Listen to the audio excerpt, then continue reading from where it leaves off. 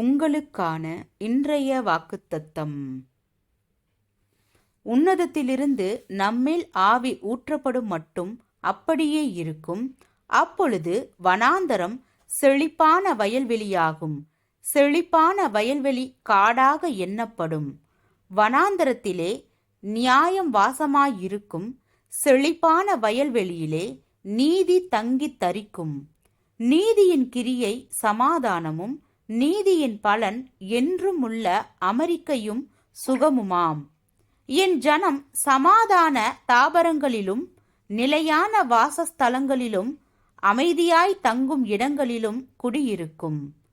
ஏசாயா 32 அதிகாரம் வசனம் 15 முதல் 18 வரை.